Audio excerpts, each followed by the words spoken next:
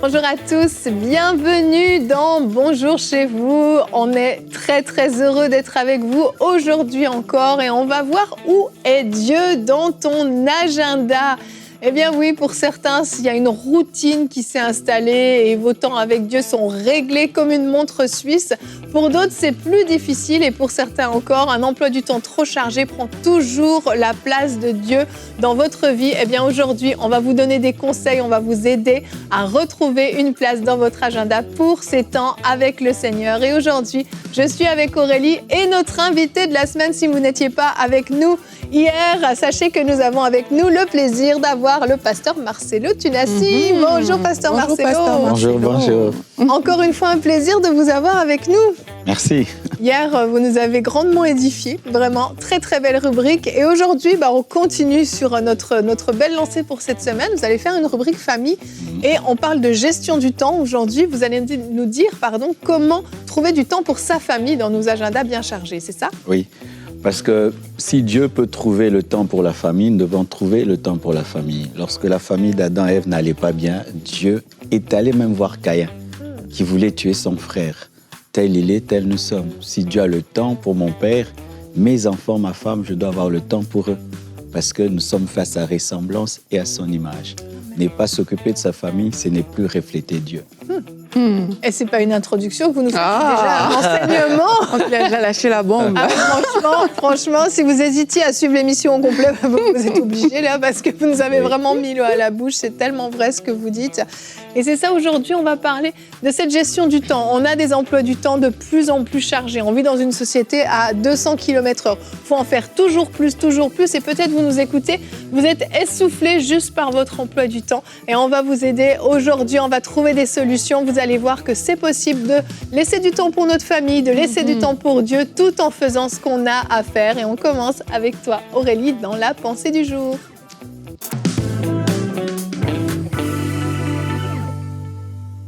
Comme Evelyne l'a dit tout à l'heure, quelquefois qu'on est très occupé, qu'on est submergé par des activités, la première chose qui passe à la trappe, c'est notre temps avec Dieu. Comme si c'était toujours à Dieu de payer le prix de nos urgences, le fait qu'on se réveille peut-être plus tard le matin, le fait qu'on a un imprévu. Quelquefois, on a l'impression que c'est Dieu qui doit payer le prix de toutes ces choses-là.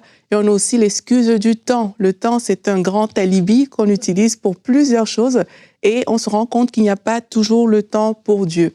Aujourd'hui, j'aimerais vous dire que cette attitude qui est peut-être communément admise n'est pas normale quand on est un enfant de Dieu. Quand on marche par la chair, oui, c'est normal, mais quand on décide de marcher par l'esprit et quand on a un cœur qui a soif de Dieu, c'est une attitude qui n'est pas normale. La chair va toujours nous pousser vers des choses qui vont nous éloigner de Dieu, mais par contre, notre esprit va toujours vouloir connecter à Dieu.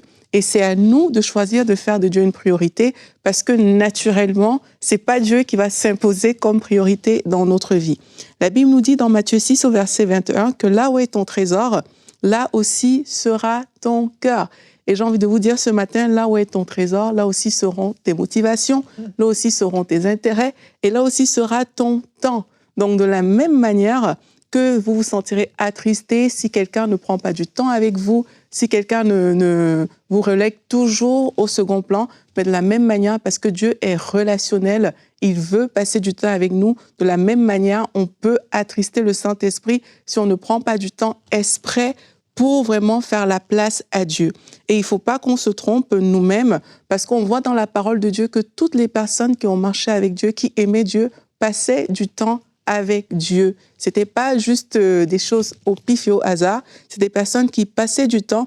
Et même dans la Bible, on voit, par exemple, les apôtres, on dit dans Acte 3 au verset 1, Pierre et Jean montaient ensemble au temple à l'heure de la prière. C'était la 9e heure. Ça veut dire qu'ils avaient une heure qui était arrêtée, qui était l'heure de la prière. Acte 10, verset 30. Quand on est dit, il y a 4 jours, à cette heure-ci, je priais dans ma maison à la 9e heure, et voici un homme vêtu d'habits éclatants se présenta devant moi. Il avait une heure, il avait une routine de prière. Psaume 119, au milieu de la nuit, je me lève pour te louer. au milieu de la nuit, c'est un temps qu'il a mis à part pour le faire. Et dans Actes, on voit que tous d'un commun accord, ils persévéraient dans la prière avec les femmes, etc. Ça veut dire qu'il y avait un temps vraiment qu'ils avaient arrêté, qui était pour Dieu. Et aujourd'hui, on aimerait vous encourager, quelle que soit la quantité des activités que vous faites, sachez que c'est votre responsabilité de prendre le temps à part, le temps exprès pour Dieu. C'est à vous de vous dire, OK, malgré mon emploi du temps très chargé, ben voici le temps que je vais mettre à part pour Dieu. C'est à vous de prendre cette responsabilité-là. Et alors qu'on est sérieux, qu'on est régulier dans ce temps, Dieu va se servir de ce temps, mais pour faire quelque chose avec nous. Le Saint-Esprit va nous visiter pendant ce temps, comme il l'a fait avec les disciples. On sera un instrument entre ses mains, mais c'est notre responsabilité à nous de dégager du temps pour Dieu. C'est notre responsabilité de dire, OK, à partir d'aujourd'hui, ben, voici le temps que je vais prendre pour le Seigneur. Donc, je vous encourage, quelles que soient vos activités, décidez aujourd'hui de dire, Seigneur, tu ne passeras pas à la trappe. C'est pas toi qui seras toujours mis de côté, mais tu passeras en premier, tu seras ma priorité. Et pour ça, je prends un rendez-vous exprès dans mon agenda. S'il y a quelque chose qui veut déjouer ce rendez-vous-là, non, je ne suis pas disponible, j'ai déjà un autre rendez-vous parce que vous avez rendez-vous avec Dieu. Faites ça et je suis sûre qu'il y a de belles choses que le Seigneur, vous allez vivre avec le Seigneur pendant ces temps de rendez-vous. Merci Aurélie. Et tu nous as parlé de routine, de prière dans ta pensée, d'avoir cette habitude. Et puis quand on était en train de préparer l'émission, on discutait justement sur ce thème avec vous, Pasteur Marcelo. J'ai vraiment aimé ce que vous avez dit par rapport au fait de ces personnes qui ont des engagements tout à coup, qui viennent casser la routine. Est-ce que vous pouvez nous le repartager? Je donne l'exemple d'un élève. Tu allais dans une école qui commençait à 8 heures jusqu'à 12 heures. Du coup, tu te retrouves à l'université. Les cours commencent à 6 heures. Tu es obligé. Tu ne vas pas dire « Non, professeur, j'étais en retard parce que je devais respecter mes heures de prière. » Tu fais quoi? Tu dois t'adapter à ta nouvelle vie. Parce que Dieu n'est pas lié à un lieu. Il n'est pas lié à un temps. Il est lié à nous. Yes. Alors moi, comment je faisais? C'est que j'ai donné ma vie à Jésus-Christ. Je n'étais pas à l'université. Et je priais beaucoup. Mais quand j'ai commencé à aller à l'université, le temps a changé. Alors j'ai découvert un secret. C'est que je ne sors plus de la présence de Dieu. Je peux dire Amen sans dire Amen. Amen ne veut pas dire Dieu va-t'en. Oui, ça conclut pas. Amen veut dire je me relation. lève. Et donc j'ai appris à prier à l'intérieur, le culte intérieur. Je peux être à l'université, je suis en prière. Le professeur peut donner son cours, je suis en prière. Pendant qu'on cause là, moi je prie, hein. Prier sans cesse. Comment je peux appliquer prier sans cesse si je ne peux prier que 3 heures du temps? Il faut développer une intimité qui fait que, où que tu sois, dans un avion, en train de travailler, tu es en prière. Et là, tu maintiens ton culte avec Dieu. Parce que le problème des chrétiens, c'est qu'ils pensent à Dieu pendant qu'ils prient. Quand il arrête de prier, il ne pense plus à lui. Non, non. Moi, c'est tout le temps. J'arrête jamais de prier. Même dans mon sommeil, des fois, je me surprends, je suis en train de prier. Ça vous arrive aussi? Oui, L'esprit. Alors, il faut s'adapter. Il faut trouver une autre manière de faire. Parce qu'une cible qui est statique est facilement atteinte. Il faut être une cible dynamique. Si l'ennemi ou bien le temps me prend ma prière du matin, je prie à midi. Si ça me prend ma prière de midi, je prie la nuit. C'est comme une femme. Elle n'est pas mariée. Elle a beaucoup de temps. Hein? Quand une femme se marie et tu as un bébé, le bébé ne respecte pas ton temps de prière. Il pleure à l'heure où tu dois prier. Qu'est-ce que tu fais? Tu attends que le bébé dorme pour prier. Sinon, tu perds tout. C'est pourquoi beaucoup de femmes, en se mariant, perdent la vie de prière avec les enfants. Et beaucoup de jeunes frères qui sont célibataires perdent la vie de prière lorsqu'ils sont engagés. C'est vrai. Il faut s'adapter. Oui, moi j'aime beaucoup le côté de l'adaptation parce que justement notre vie est en mouvement. Maintenant, il y a aussi, on doit aussi quand même faire attention au freestyle parce que je pense que ça c'est un piège. Freestyle, c'est quoi? C'est qu'on se dit, on ne se donne pas de temps et puis on va voir comment on va faire. C'est comme tu as ton déjeuner. Tu dois prendre ton déjeuner le matin, tu dois prendre ton dîner. Mais si tu rates ton déjeuner, tu manges dans le métro. Mais c'est pas que tous les jours tu manges dans le métro. Voilà, c'est ça. Sinon, ça devient ton resto. Oui, le métro devient le resto. Pour moi, c'est un piège. Hein. C'est un piège dans lequel on tombe parce que justement, de la même manière qu'on doit s'adapter, il y a quand même un rythme. Tu vois, qu'on doit pouvoir prendre dans notre vie en général, qui équilibre notre vie. Et ça passe aussi par, on va parler de famille tout à l'heure, mais ça passe aussi par des temps de qualité qu'on a avec Dieu. Oui, quelqu'un qui vient d'avoir un enfant, son temps ne lui appartient pas quelque part, tu vois. Mais il y a des personnes que, vraiment, leur temps, ils ont cette liberté quand même de pouvoir agencer dans leur agenda différentes choses. C'est important de se dire, je vais bloquer des temps pour le Seigneur. On n'est pas en train de dire aux gens d'être ultra rigides, tu vois, parce que Dieu, c'est notre Père. Mais c'est de ne pas... Il ne faut pas que Dieu soit toujours le premier zappé, le premier exclu. Dès qu'il y a un truc, ok, tiens, Moi, je donnerais même un exemple. Quand j'étais célibataire, je pouvais commencer à prier le matin jusqu'à 5h, 6h du temps. Alors, ma femme vient dans ma vie, j'ai continué comme ça. Un jour, Dieu m'a arrêté. Eh oh, quoi, t'es marié. Oui. Je dis, comment? Ouais. Prie même 3 heures du temps. Ta femme a besoin de toi. Quand j'ai des enfants, je devais commencer même à écourter mon temps de prière pour prier avec eux. Oui, aussi. Parce qu'ils doivent aller à l'école. Alors, avec eux, je prie 10 minutes parce qu'ils doivent aller à l'école. Ainsi, je prie un peu seul, je prie avec eux et je prie à 12 heures. Mon temps de prière, maintenant, c'est 12 heures. Parce que les enfants sont à l'école, j'ai donné du temps à Maman Blanche, j'ai donné le temps au bébé, et tout le monde me laisse tranquille, 12 heures jusqu'à 16 heures. Et lorsque je sens que je n'ai pas assez de temps pour moi, parce qu'il y a plein de gens à l'église qui te cherchent, c'est la nuit, quand tout le monde dort. Maintenant, la maison est à moi. Oui, par rapport à ça, il y a... ça me fait penser à quelque chose que j'ai lu quand...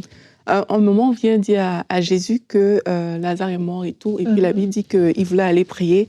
Et puis là, les disciples l'ont arrêté pour dire qu'il y a une foule, etc.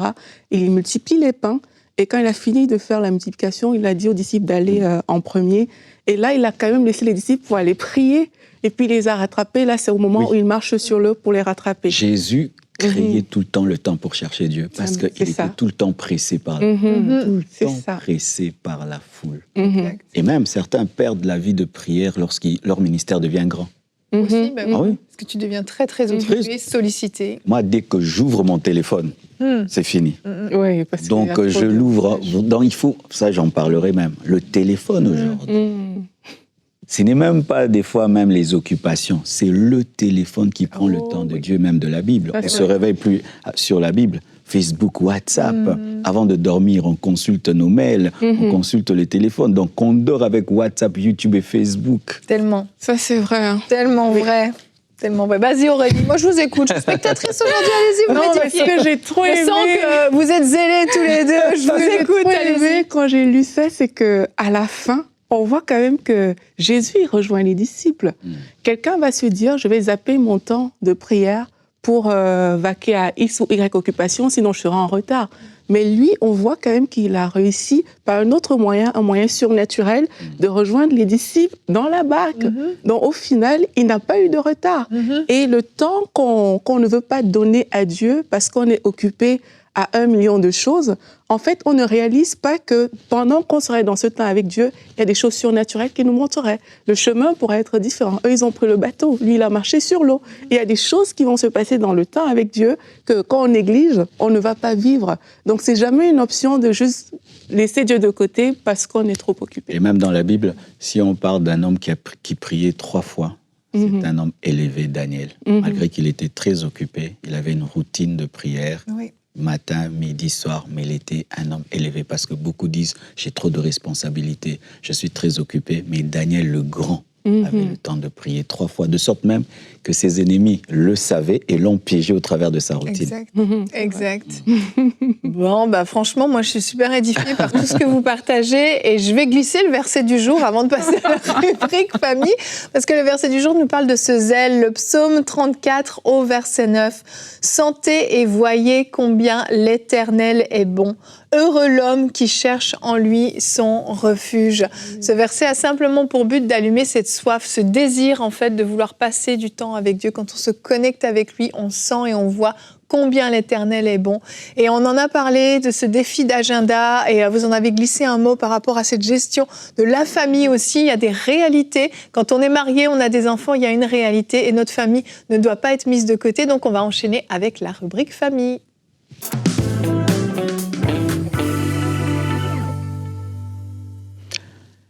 C'est une famille qui a créé les cieux et la terre. le Père, le Fils. C'est vrai. On dit créons. Souvent, nous oublions cela. La Bible dit, il y a un temps pour tout, un temps pour toute chose sous les cieux. Il y a un temps pour travailler, il y a un temps pour prier, il y a un temps pour l'Église, il faut aussi avoir un temps pour sa famille. Lorsque nous lisons l'histoire de Job 1, verset 2 jusqu'au verset 5, nous voyons que Job était le milliardaire de son temps, le Bill Gates de son temps. Mais vous allez remarquer que ses enfants avaient le temps de se rencontrer.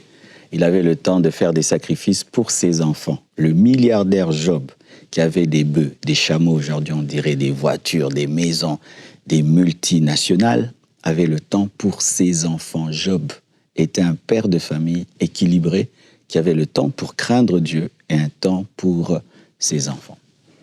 Vous savez, dans la vie, il y a des vice-présidents, des vice-ministres, mais il n'y a pas de vice-papa. Il n'y a pas de vice-maman. Il n'y a pas de vice-enfant. On peut te remplacer dans certains domaines, mais il y a dans d'autres domaines, tu es irremplaçable. Quand tu ne donnes pas le temps à ta femme, tu ne donnes pas le temps à tes enfants, sache que personne ne te remplacera dans ce domaine. Des fois, lorsque nous sommes absents, nous confions nos familles à quelqu'un d'autre, alors qu'il y a des choses qu'on ne délègue pas. On ne délègue pas tout. Le temps doit se créer. Il faut créer un temps et se forcer d'avoir ce temps, parce que c'est difficile aujourd'hui, surtout lorsque vous êtes tous occupés. Parce que maintenant, des fois, les enfants sont occupés, les parents sont occupés, les frères et sœurs sont occupés. On ne se retrouve plus, même quand on veut se retrouver. Mais il faut forcer cela. Alors, j'aime toujours prêcher avec mon expérience. Lorsque je me suis marié, j'étais le pasteur d'une petite église. J'avais le temps, beaucoup de temps pour ma femme, beaucoup de temps pour mes enfants. Mais quand l'église a grandi, aujourd'hui j'ai fait 3 semaines bientôt de voyage depuis que je suis parti. Alors comment je fais? J'ai un jour consacré à ma famille, lundi. Parce que les pasteurs n'ont plus de samedi. Non, c'est sûr. Samedi, bye-bye. Samedi n'existe plus parce qu'on prie pour préparer le dimanche. Tout à fait. Donc lundi, je le consacre à ma famille. Mais aussi les parents. Une fois par année, nous nous obligeons, toute la famille, devons nous rassembler autour de nos parents. Malgré qu'aujourd'hui, nous sommes hyper occupés, nous devons nous rassembler autour des parents, leur donner la joie, leur donner la paix. Également, il faudrait savoir ceci, que le temps que tu ne donnes pas à tes enfants, tu le payeras dans le futur. Oui.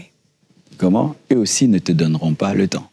Beaucoup de parents aujourd'hui se plaignent, les enfants m'ont oublié, mais tu vas remarquer que tu n'avais plus le temps pour eux. Alors, il y a quelque chose que tu ne les as pas transmis.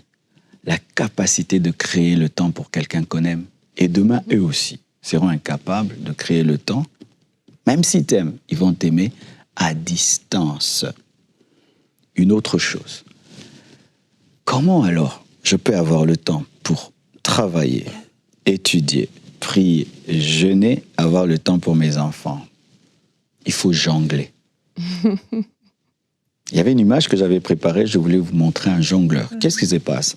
Lorsque j'ai une seule balle, je peux la tenir. Mais quand je jongle avec 2 balles, je ne peux pas tenir de manière permanente les 2 balles.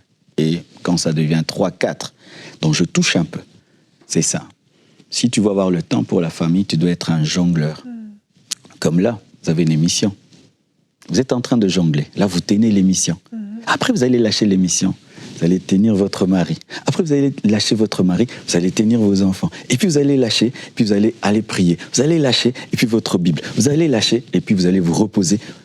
Il faut jongler. Si je ne suis que dans la prière, les autres balles vont tomber. Si je ne suis que dans le ministère, les autres balles vont tomber. Si je ne suis que famille, le ministère va tomber. Pour toute chose dans la vie, il faut créer le temps. Amen. De la même manière, je dis, c'est mon temps de prière, c'est mon temps de jeûne, c'est le temps pour ma famille. Mon lundi, on ne le touche pas. Le lundi est sacré. C'est le jour où je deviens vraiment un babysitter. Moi, j'appelle ça babysitter. Donc, je transporte mon bébé tout le temps parce que c'est pour lui. Et aussi, allez en vacances. Apprenez à aller en vacances en famille. Le monde continuera à tourner sans toi. Un jour, ma mère m'a dit, Marcelo, Paul est mort. Hein? J'ai dit, c'est dire quoi? L'œuvre de Dieu, tu l'as trouvée. Paul est mort, mais le monde continue à tourner. Tu mourras, le monde continuera. Arrête-toi. Le fait d'être perfectionniste dans l'œuvre de Dieu ou dans son travail, on ne s'arrête plus. C'est vrai. On charbonne, on charbonne, on charbonne. Et puis on tombe malade et puis ça devient un mauvais repos, le repos de la maladie. Il faut s'arrêter et aller faire un break. En juillet, je devais être avec vous. Oui. J'ai accepté le programme et quand j'ai vu, non, c'était le temps des vacances. J'ai dit non, j'ai appelé Franck, j'ai dit Franck, je ne viens pas. J'aime MCI, je vous aime, mais c'est le temps pour ma famille. Le temps pour la famille doit être sacré, comme le temps pour travailler. Parce que qui seront avec nous dans la vieillesse? Si je tombais malade et que je suis interné pendant 2 ans à l'hôpital, qui sera toujours là? C'est ma femme et mes enfants. Si je me suis mis en prison, qui viendront me visiter pendant 6 mois? La plupart des temps, nous donnons notre amour et notre temps au monde entier, sauf aux personnes qui nous aiment vraiment. C'est tellement vrai. Pourquoi Dieu nous donne une famille? Dieu nous donne une famille pour être aimé sans condition. Ailleurs, il faut avoir des mérites, des qualités pour qu'on nous aime. Mais dès qu'un enfant naît, il reçoit un amour extraordinaire de sa famille et de ses parents. Et cette charge-là permet à un enfant de lutter dans la vie. Des fois, nous sommes étonnés pourquoi est-ce que Joseph a su pardonner facilement. Il avait reçu tellement d'amour de ses parents. Quand tu es très aimé, tu peux aimer. Ces enfants qui aujourd'hui détruisent le monde en tant que des grands dirigeants qui deviennent des dictateurs, qui maltraitent des populations, la plupart des temps, ce sont des enfants qu'on n'a pas aimés. En donnant du temps à ton enfant, tu en fais un grand leader. Et si les parents pouvaient le comprendre, je peux oublier combien de fois mon père m'a dit étudie. Je n'oublierai jamais le jour où mon père m'a mis sur son dos et a couru avec moi. Un enfant n'oublie pas lorsqu'un grand homme joue avec lui au ballon. Un enfant n'oublie pas lorsqu'un grand homme le lave. Papa m'a lavé. Tu vois, on a joué avec papa. Des fois, quand tu poses des questions aux enfants, tu dis, qu'est-ce qui vous a marqué? Un jour, ma fille, on lui dit, qu'est-ce qui t'a touché cette année? Dit, papa est venu me voir à l'école et m'a amené ma nourriture. Il a su que j'avais faim. Tout. Je t'ai acheté des choses et tout, rien. Il a pensé à moi et ce papa m'a amené à manger à l'école. Des toutes petites choses. Donner le temps. Et il y a 2 sortes de temps. Il y a le temps quantitatif et qualitatif. Lorsqu'on est très occupé, on ne sait plus donner le temps quantitatif. Ce qui fait que moi, de mardi jusqu'à dimanche, vraiment, je suis dans le boulot. Mais j'ai un temps qualitatif. Le lundi, je poireaute. Je suis là, papa poireaute. Papa est où? Il poireaute, il est là pour nous. Papa. Je donne peu de temps, mais un bon temps. Et c'est là que j'aimerais parler du téléphone. Le téléphone, aujourd'hui, je ne veux pas l'appeler démon, mais c'est devenu un instrument du diable pour voler le temps qualitatif. C'est terrible. Alors, moi, j'ai un enfant le petit a 2 ans. Quand tu le regardes, mais en ayant ton téléphone, des fois, il te prend un Lego, il te jette. Parce qu'il veut avoir toute ton attention. Mais oui. Je me souviens de la fille à Chifra, elle disait « Papa, regarde-moi ».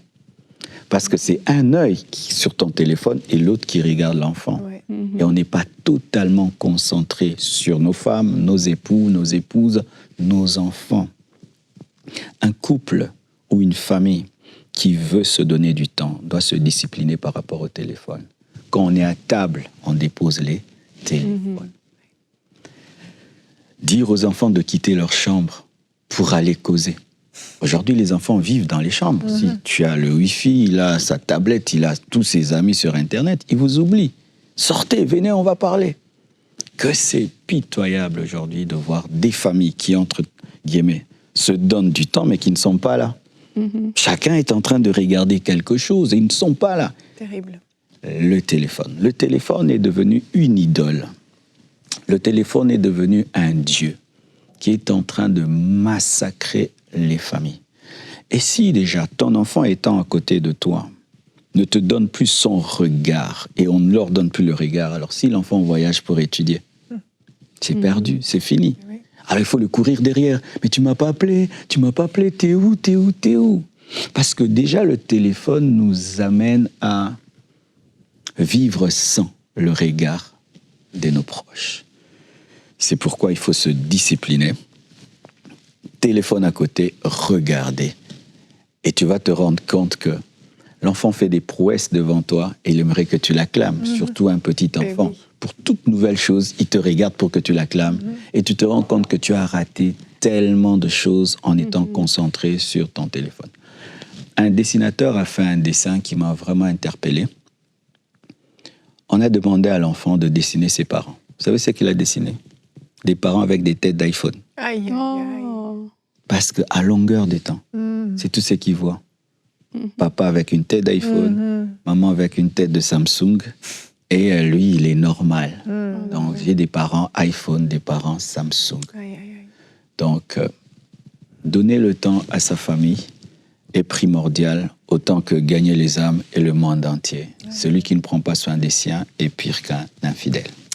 Merci, Pasteur Marcelo. C'est des rubriques qui font un peu mal à l'intérieur, mais c'est un bon mal, une bonne douleur, parce que on se dit, il faut que ça change, en fait. Il faut que ça change. Et je crois que personne ne peut dire, non, moi, je ne suis pas concerné par ça. On est tous concernés. Je me remets personnellement en question en vous écoutant et je me dis, il faut... Ben oui, on a tous un téléphone et on en abuse tous, mais ce n'est pas que. C'est ce temps qualitatif, oui, qu'on donne à nos proches. Qu'est-ce qu'on fait ensemble? Et vraiment, je prie que ça puisse amener un vent de changement et qu'il y ait des vraies prises de conscience, vraiment, qu'on puisse se discipliner, qu'on puisse changer, que ce soit pour le temps qu'on donne à Dieu, que le temps qu'on donne à nos familles, qu'il y ait vraiment une prise de conscience et qu'on se réveille. On ne peut plus juste laisser le temps nous glisser entre les doigts et toujours courir et ne pas faire ce qui est prioritaire, ce qui est important.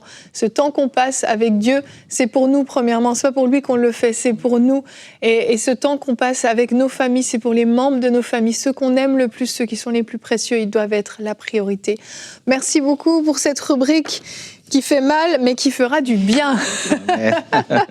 Demain, on se retrouve. Doit-on connaître sa destinée avant de se marier? Je sens qu'il y a beaucoup de monde qui veut suivre cette émission. Dès qu'on parle mariage, en général, il y a du monde. Donc, on va parler de ça. Et donc, Pasteur Marcelo, vous ferez une rubrique couple et relations sur la place, justement, de la destinée dans le choix du conjoint, qui est une place quand même assez essentielle. Donc, on en parlera demain. Merci beaucoup d'avoir été avec nous. Merci à toi aussi, Aurélie. Et merci à vous tous. On se retrouve demain. Bonjour chez vous.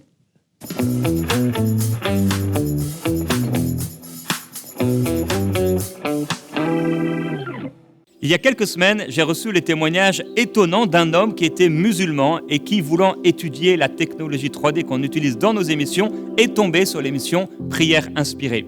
En écoutant cette émission, il a été bouleversé et il a reçu la révélation du Seigneur Jésus-Christ. Sa vie a été transformée, il est né de nouveau et il nous a partagé son témoignage. Mon frère, ma sœur, j'aimerais vous dire que si vous avez soutenu un jour EMCI TV, si vous êtes partenaire mensuel, cet homme a été sauvé grâce à votre soutien. Et je voudrais vous encourager, à vous qui n'êtes pas encore partenaire mensuel avec EMCI, à pouvoir le devenir afin qu'on reçoive encore une multitude de témoignages semblables à celui-ci. Régulièrement, on reçoit de tels témoignages, des personnes qui sont réveillées en pleine nuit et qui se retrouvent à regarder nos émissions et qui rencontrent Jésus-Christ. Des personnes qui sont guéries, des personnes qui sont délivrées partout dans le monde, jusque dans les capitales, jusqu'au plus profond des petits villages, dans les îles et dans les pays. Les gens rencontrent Jésus-Christ et sont transformés parce que des personnes ont mis à part 35 € par mois ou plus, ou un don ponctuel pour soutenir la vision de MCI. Aujourd'hui, je veux t'encourager, toi qui m'écoutes, à devenir un partenaire mensuel avec EMCI. Que le Seigneur vous bénisse et merci à tous ceux qui soutiennent cette œuvre afin qu'une multitude d'âmes rencontrent le Seigneur Jésus-Christ. Dès maintenant, faites partie des 20 000 partenaires mensuels qui porteront la vision d'EMCI et qui l'amèneront encore plus loin. Pour faire votre don, rendez-vous sur emcitv.com/20 000.